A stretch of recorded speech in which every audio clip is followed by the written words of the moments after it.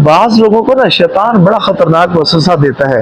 वसवसा क्या देता है? वो कहता है कि तुम तस्बीह जिक्र अज़कार के लिए इस्तेमाल ना करो।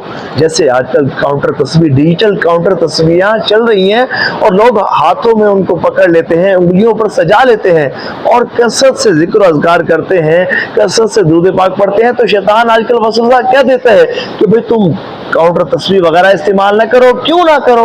उसकी वजह ये होती है क्योंकि उसको पता होता है कि अगर ये काउंटर तस्बीह पर जिक्र अज़कार करेगा, गिन गिन कर दुरूद पाक पढ़ेगा, दुरूद पाक पढ़ने के लिए एक तादाद मुकर्रर कर लेगा, तो फिर तो इसका दुरूद पाक बहुत ज्यादा पढ़ा जाएगा। तो वो ये वसवसा देता है कि देखो ये रियाकारी है, लोगों के सामने काउंटर तस्बीह इस्तेमाल करना, काउंटर तस्बीह पर दुरूद पाक पढ़ना। तो याद रखेगा ये शैतान का सबसे सख्त वसवसा है। बुखारी शरीफ की पहली हदीस बड़ी ही प्यारी हदीस मुबारक है। हुज़ूर नबी पाक अलैहिस्सलाम ने इरशाद फरमाया कि इन्नमल अमालु बिन्नियात, कि अमाल का दारोमदार नियतों पर है। अगर आपकी नियत यही है कि मैं काउंटर तस्बीह इसलिए इस्तेमाल कर रहा हूँ कि मेरा दुरूद पाक बहुत ज्यादा पढ़ा जाएगा, और जो मुझे काउंटर तस्बीह पर दुरूद पाक पढ़ता देखेगा तो उसे भी दुरूद पाक पढ़ने की तरकीब मिलेगी, वो भी काउंटर तस्बीह इस्तेमाल करेगा, बहुत ज्यादा दुरूद पाक पढ़ेगा।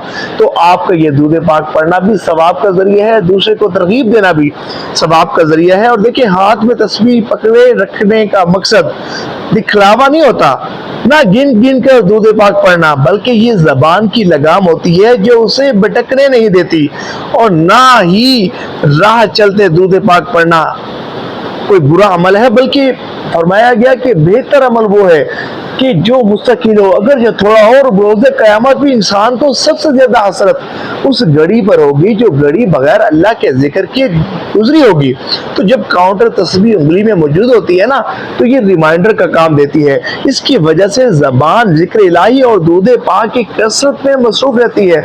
बंदा बकसरत दुरूद पाक पढ़ता रहता है। आप देख लीजिए, आप अंदाजा लगा लीजिएगा, आप एक्सपेरिमेंट कर लीजिएगा कि जब आपकी उंगली में काउंटर तस्बीह मौजूद रहती है ना, तो आपका दुरूद पाक बहुत ज्यादा पढ़ा जाता है। जब काउंटर तस्बीह उंगली में नहीं होती तो बंदा बहुत सारा दुरूद पाक पढ़ने से महरूम हो जाता है। तो इस पॉजिटिव मैसेज को सवाब की नीयत से शेयर जरूर कीजिएगा।